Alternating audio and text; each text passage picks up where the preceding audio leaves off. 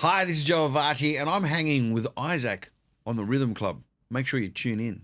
Hey, I said make sure you tune in.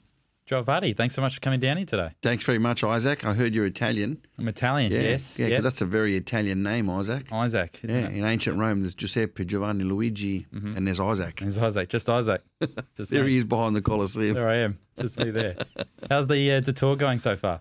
Yeah, good. Well, we've just finished our first show tomorrow night. We're in our second show in Geelong, and so yeah, it's as good as it can be after the first show, I suppose. And I'm writing a lot of new material for this, and every show that we do, we add new material, even 1 or 2 minutes a show. So that's always very exciting for me. Yeah. Testing out new material in the audience. Yeah, seeing how they respond. yeah. Times have changed. You know, I don't know. The world is a different place, mate. It is. And I don't know. And you got to be careful. I mean, comedy always giving your opinion, so you got to be careful about giving your opinions these days because people just switch off so quickly. You know what I do? I just agree with everything. Oh, you love Trump? Oh, I love Trump too. Hate him? Fuck, he's an idiot. Yeah. Welcome to country? Ban it. Yeah. They were here first. Yeah, of course they've got to do it. Both sides of the fence. Just whatever. Yeah, whatever. Whatever's going to make everyone happy. That's what you got to do. I think there's only one thing that we all, universally, the whole world agrees on, is that we should get rid of paper straws. Yeah. What's up with them? Mate. Paper straws are only good if you're not drinking liquid. Yeah. Just get rid of them altogether. Get rid of them. No, they're crap. Bring back the plastic straws. Even the greenies are like, yeah, all right, we made a mistake. Bring back the plastic straws. Yeah, back in your day, there was no Save the Planet. No. Didn't have any of that. Save the planet. Didn't exist. Our grandparents, they can live with it. Burn everything. Burn whatever. Asbestos, I know it doesn't burn, but give it a go. Yeah. Now, you've been in the comedy game 25 years now? Yeah, over 25 probably years. 20, it'll be 30 years next year. 30 years. Congratulations. Yeah. Thanks, mate. Great milestone. It is, yeah. I mean, I never thought I'd last this long, but I'm still here and still selling out. And actually, it's probably bigger than ever. Yeah. Yeah. Thanks to social media. That'd be Yes, social media definitely had a massive part to play in it. But, about 3 years ago, I got lazy for a long time. I lived a rock star lifestyle, and I thought, And then I thought, no, I better pull my finger out. I pulled my finger out. I wrote a show. I actually wrote a show, which I've never done before. And I was really excited. I mean, my first show that I actually wrote. I mean, not that I haven't written jokes before. I mean, my show. I always write my show. But this time I sat down with a blank piece of paper, looked at the structure, looked at what works where and so on. And that show won Comedy Show of the Year and I won Comedian of the Year. So, there you go. My first attempt at it. Yep.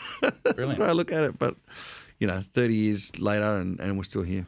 What's that moment when you realise, like, wow, I've made it as a comedian? Oh, that was probably a long time ago when I sold out a lot of shows in America, in Canada. I was 27 years old and had a ton of money in my bank account. I suppose everyone uses finances as a measure, and if you were going to use that as a measure, back I was 27 and I'd made all this money, and I thought, wow, selling out shows all over the world, theaters, stadiums, and that had to be a time when I had to look back and go, wow, yeah, I made it. Did you ever think you'd take off? Not just here in Australia, but overseas as well? No chance. I never thought that.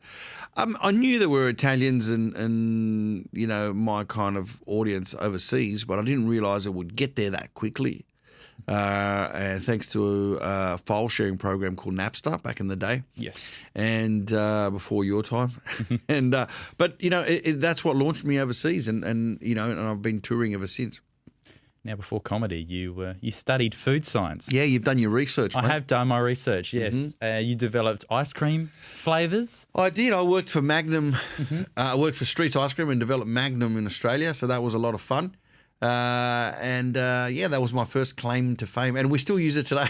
The publicist still sneaks that one in. Yeah, I don't know if she put that in the in the press release, but I still get a lot of people going, "Oh wow, you're the guy who brought Magnum to Australia." There's a lot of people with my face on dartboards. Right.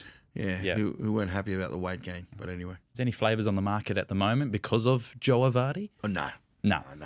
that was a long, long time ago. Yeah. You know, yeah. Now, you've said that some of your jokes, they get standing ovations in one country and then maybe in another you get some people walking out. Like, can you give us a specific example of when this happened? Yeah, well, look, you know, depends on where you go and depending on which country it gets, you know, certain, like in England, some venues want your script. They want to see what you're doing. Oh, and I looked you up online. I'm not a left-wing comedian. I'm a right-wing comedian.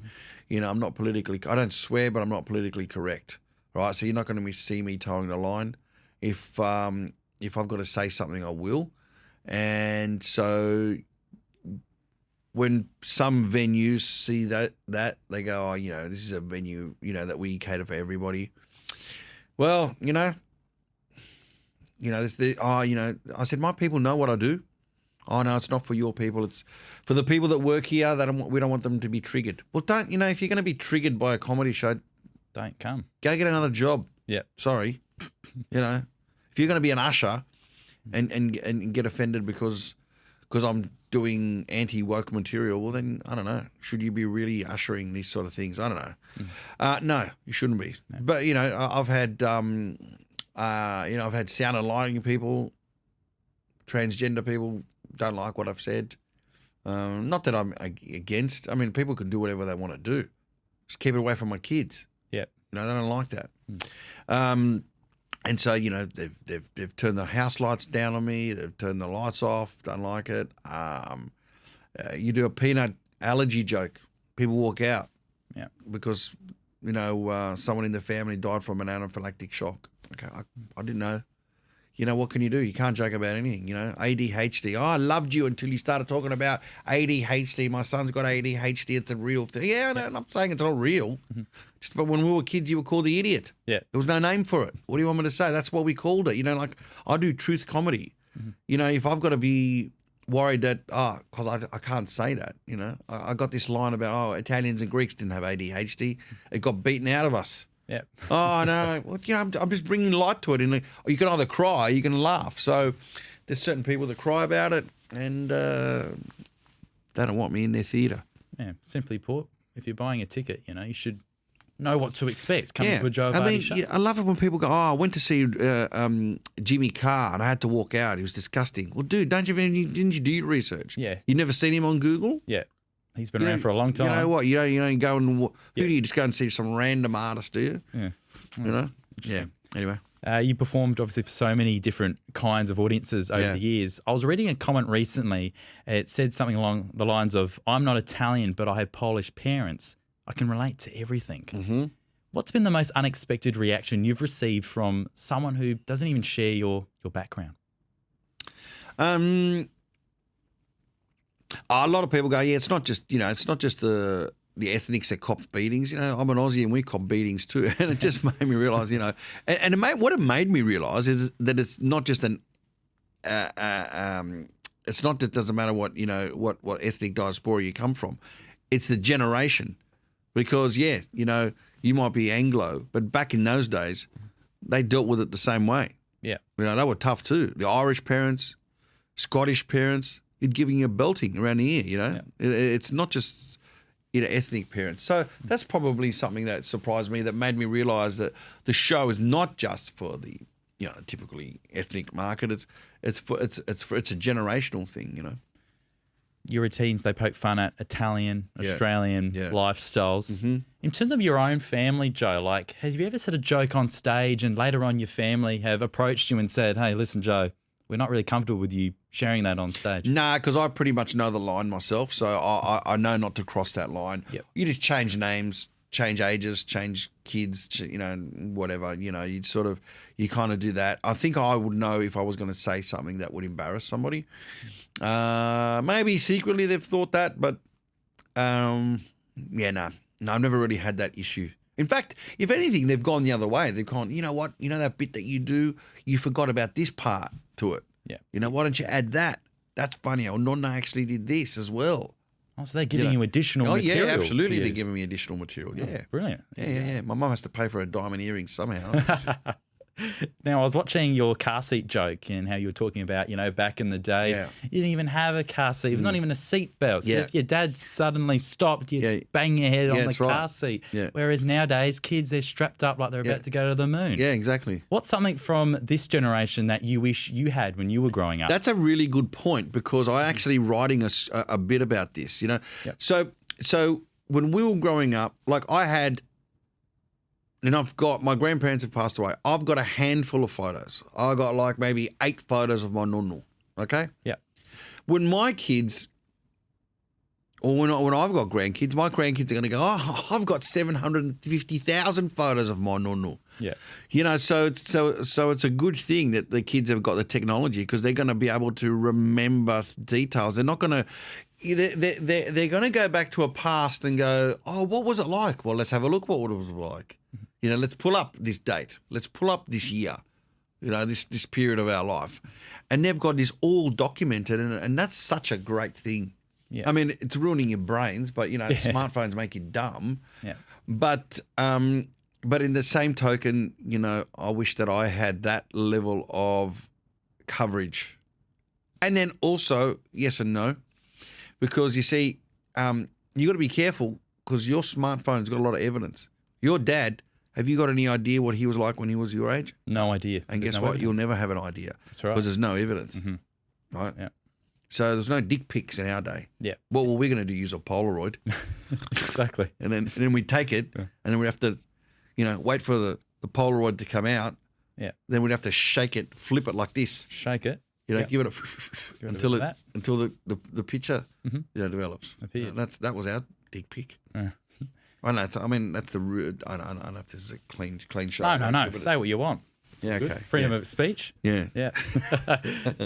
Now, speaking of freedom of speech, cancel culture. Yeah. Being cancelled, or as my nonna would say, you're cancelled, mate. Yeah, you're cancelled, mate, yeah. Has it ever bothered you? Are you someone that... No, it's never bothered me, because I don't really do that. Although in the last show I kind of pushed the envelope a lot. What I consider to pushing the envelope. Well, pushing the envelope for my audience. I don't really do that kind of material. Like I said, probably cancelled is probably people walking up and getting out. I don't really have. Yeah, you're very, very careful about. So in your show, when people come to see you, you can go further. On a radio show, you can't on a TV show, because they've booked you to go on their TV show, and so you've really got to put yourself into the position that, hey, I'm being part of a wider audience here, so I don't know how that audience is going to take me saying certain things. So you've got to be very careful where you say it, and then it all really depends on, once upon a time, people would get cancelled for saying things that are just really now acceptable. The kind of the pendulum swung the other way. But I find on shows like this, on podcasts, you can say things like, the ironic thing about transgender vaginas is that they're man-made. Yeah. I wouldn't do it in my show. No.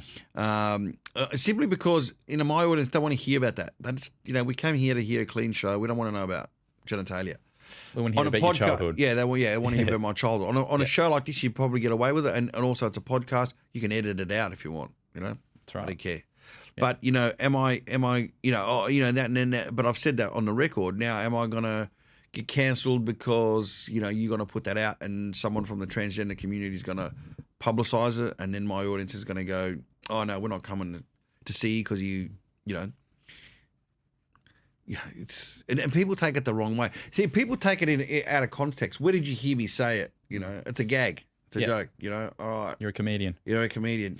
We're saying, and did you hear me? Sometimes people may get a clip. Someone might record my show and put a snippet of it online, and then people take that out of context, right? Were you at the show? Did you hear what I said before? Did you hear what I said after? You didn't know the context. Yeah. And that's what happens a lot. Am I worried about being cancelled? No. No. Just keep doing you. Yeah. And if you don't like it. There's always an audience. I mean, there's people who say 10 times worse than what I say. But they've got an audience because there's an audience for that. There's an appetite for people who want to hear. It's called dark humour. They want to hear dark humour. Ricky Gervais, perfect example. Ricky Gervais, perfect example. Louis C.K. Yeah. Jimmy Carr. Jimmy Carr. Absolutely. Bill Burr. Bill Burr. You know? Yeah. Bill Burr's fantastic. I love Bill Burr. Brilliant comedian. All those comedians are fantastic. You know, but it's not what I would do in my show because that's not my audience. Now, when you think about legacy, is it about the laughs in the moment during a show, or is it the memories that your audience takes with them? Well, yeah, I've always loved to make sure that whatever I do in my show, that they take the show home, and they're talking about it in the car, and they're reliving it the next day, and on the Monday when they're at work and they got short cheeks, you know, and they go, "Why have I got?" "Oh, that's right, because I went to the show. Yeah, you know, I went to this comedy show and I laughed like I've never laughed before." That's very important for me. You know, sometimes I go see some really good comedians and it'd be like 9 or 10 minutes of no laughter. It's just storytelling, and I'll be like, I'll be dying. Dying here. Come on, Oh, give me some what are you funny doing? material. Yeah. And like, you know, sometimes I work with sound guys, you know, and in a club, and they've had a bunch of comedians come through, and I said, "Oh, geez, I didn't do that well tonight." So he goes, "Dude, you killed." He goes, "We had X, Y, and Z, who's a big comedy star in Australia, and mate, that guy, there was no laughs for 10 minutes." Wow. You know, yeah. Incredible. Yeah. If you could sit and watch your life story on the big screen, who would you want that person sitting next to you? Is there someone special in your life you'd love to? Oh, my brother, who's not here anymore. Right. Yeah. Okay. Yeah, without a doubt. Yeah. Yeah. My brother passed away 6 years ago, and you know, so now that he's not here, probably my cousins, because you know that's what some of my cousins I really have this great, because we grew up together. You know, they're extended brothers and sisters, and so we have these in jokes about our our uncles and aunties. So you know, in jokes are the best jokes as far as I'm concerned, and no one's going to get them. So no one would get what. There's only one other person who knew what it was like to grow up as me, and that was my brother, and he's no longer here. Yeah. Yeah. Are your kids interested at all? He's too young. Too young. I've got a 12-year-old in Canada. Yep. But you know, yeah, no. So my son, who's 4, he's too young to. Yeah, maybe when he's older, he's probably going to want to know. He'll get it. Yeah, exactly. Now the tour. Comedy Cartel. You're currently touring with a bunch of funny comedians. Yeah. What can we expect, Joe? Well, I hope they're funny comedians. They'd want to be funny comedians. Yeah. So what you're going to get is you're going to get the best of seasoned performers. George Capanaris, who of course was on those RAA ads. You know, the Trevor campaign, he was one of the most recognisable faces in Australia. He's a Greek Australian. And he was Mimo on Acropolis now. So, you know, he's been doing it 40 years. You're going to get Tahir. Tahir and I have been doing it for 30 years each. You're going to get seasoned pros giving, you know, their best. And, you know, there's, you know, I always say to the young kids, even if you're not a fan of Rod Stewart or Elton John or, you know, Madonna, go and see these acts, because there's a reason why these acts are around and were stars and have been doing it for a very long time. Mm-hmm. You know, you're going to get that. So then you're going to get what we're bringing in the new blood. So we got Joey White, who's Ethiopian, Ting Lim is Singaporean, and Sashi Pereira, who's Sri Lankan, Australian. So you're going to get new set of eyes, different take. You know, you're going to get some modern comedy. Now everyone's clean, because that's the thing about my shows. Everyone has to be clean. It's in their contract. No swearing. Yeah. No discussion of anything smutty, anything vulgar. My audience don't want to see that. They want to hear it. They know when they come to a Joe Avati or a Joe Avati produced show, they know not to expect that. Yep. They know not to expect that. Sorry. So that's what you're going to get. So we've tried to really create a really diverse, a diverse group of comedians, old and young, experienced and new, but new who have got, you know, a good long time on stage as well. They're not someone who's just, you're not going to get amateur comedians. They're all professionals. Yeah. But you're just going to get a wide variety, a really wide lens on what it was like to grow up in Australia with a multicultural background. Yeah, bit of both worlds. Yeah. Always good. Joe, he's headlining Comedy Cartel in Adelaide between the 18th and 20th of July. For tickets, go to comedycarteltour.com.au. Mr. Joe Avati, thank you so much for your time today. Thank you, Isaac. Appreciate it.